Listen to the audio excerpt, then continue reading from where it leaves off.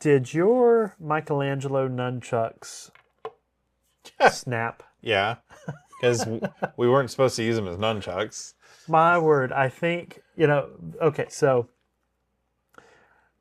that's one of the flaws. And even to today, with the reissues, that's the flaw. With Yeah, that because they turtle. are trying to make it as original as they can, and Right. that's just one piece of plastic. Yeah. And which just makes the chain too thin. Well, the plastic is also a lot more cheaper, cheaply made today. But because of his nunchucks breaking, and because he was my favorite turtle, I have one, two, three of the original Michelangelos. Hard head. But I kept, and Mom helped me keep all the pieces, broken or not. And so I was like, one day I'm going to be able to fix this. And so I've got all their accessories, even though I've only have the katana blades in Leo's, and the rest of these don't have. They're there. They're there. They're just stored away. Most recently, I've gone through everything turtle-wise, pretty much. Ziploc bags, labeled what figures they go to, went through that whole process because they were all loose, and going through every storage container that I have, which I've got a ton of storage containers. I think I've showed you my storage room that I pay rent on. Hopefully I can get it all combined down to a smaller, because when growing up, my parents would throw things in a storage bin and put them in the attic, and we're in Florida, so summers are hot. And that's why some of these figures are a little bit sticky, because of the coating that they put on the paint reacts to the heat. I have seen that. There's about 4 or 5 big toy lines that, you don't put them in the heat. Yeah. Most recently, by the way, did you know that that's not strictly 80s and early 90s toys that did that? Really? At the toy store, we have a Jabba the Hutt that it was definitely after 2000. I think it was made right before the transition into Disney buying Lucasfilms. Right. And what it is it's a Jabba the Hutt playset, and it comes with I love Star Wars. I'm not a Star Wars encyclopedia. The girl that's green and has the two. I know who you're talking about. It's like TWIE. I want to say my cousin who Tweakle. Yeah, my cousin who came in, to the toy store that he would know it. Okay. Yeah. Cousin here. Her name's Ula, John. The Twi'lek. Her name's Ula. But, it's good enough. Close. Good. Well, they made her in this set. And again, this was right before the transition where Disney owned it. And they made her in full fishnets. Completely see-through fishnets. You can see the whole figure under it. Yeah. And Disney's not going to touch that figure with a 10-foot pole. So that was really the last time. I don't think it was the last time she was made. Yeah. I think it was the last time she was made in that costume. Right. And anyways, sidetracking, the Jabba the Hutt from this set has that same, almost like the petroleum is leaking out of the plastic issue, that if you have it on your shelf for too long, the stuff that oozes out of his plastic actually eats and dissolves his throne, his bed. Oh, wow. the thing that you would put Jabba on. Yeah.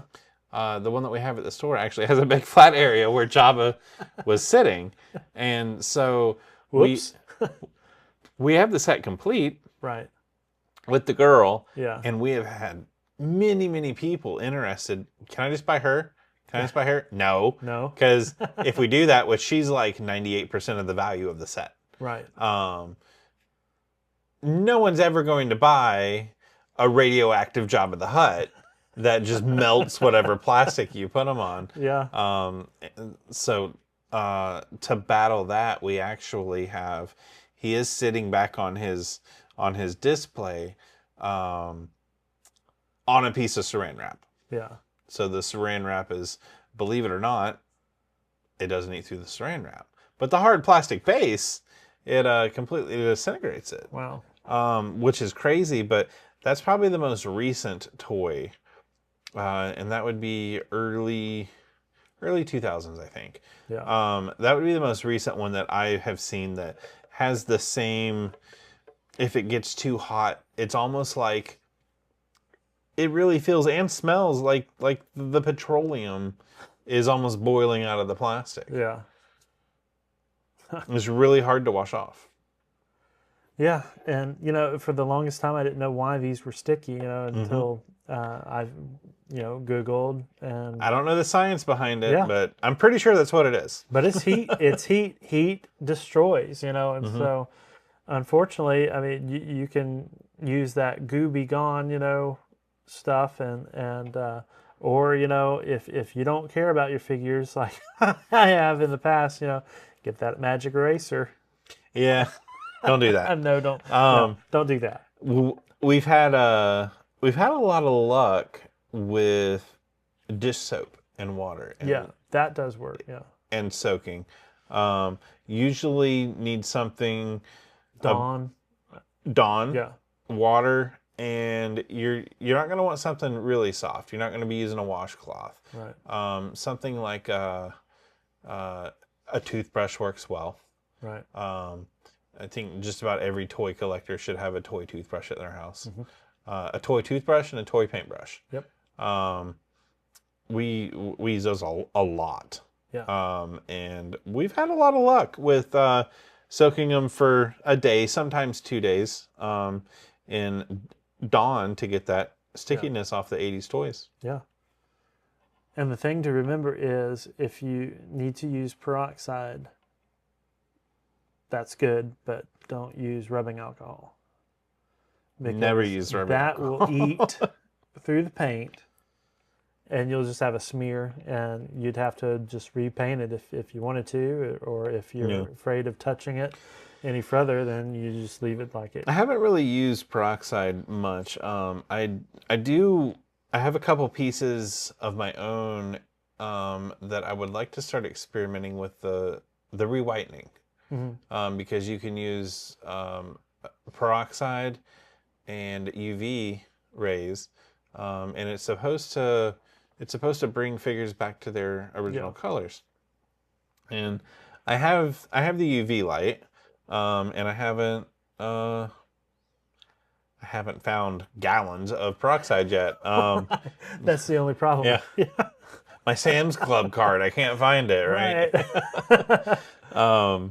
But shipping on that thing is if I end up trying it and it's as successful as the videos you watch online, which there are very successful videos online, and I'm sure it really does work like that, but for the general person jumping into it, it usually doesn't work just like that. You need a sunny day. That or luckily I have a lot of daughters, and they like the UV resin crafts. Right. So I have a UV light that if you leave it on and fall asleep on the couch, you're gonna wake up with a tan. Matter of fact, I have a glow in the dark Lord of the Rings wedding band, and I was helping my daughter do a UV resin craft. Yeah. And just from the ambient UV rays hitting my ring, it like supercharged it.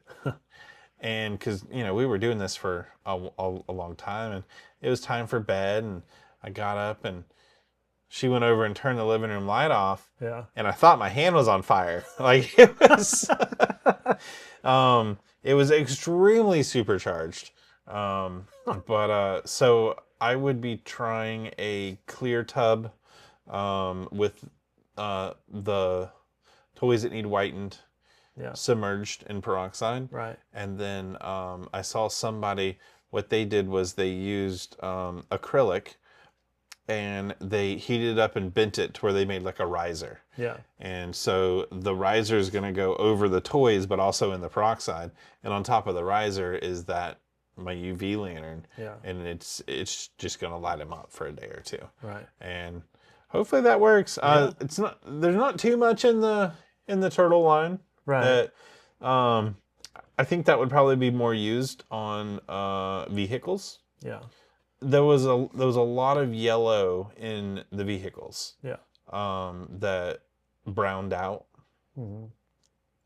But yeah, I've noticed on Bandai toys, some of my Power Ranger toys, especially the smaller Power Ranger figures, even the regular size ones, like the Blue Ranger, for instance, normal color left leg, colorized, damage, right leg. Do you know why?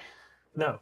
So, whenever, a lot of times, I know this happened a lot with the original Star Wars toys. They would source out different parts to different factories. And depending on where the part was made, whether it be a leg or a head or an arm or the front torso or the back torso or, what have you,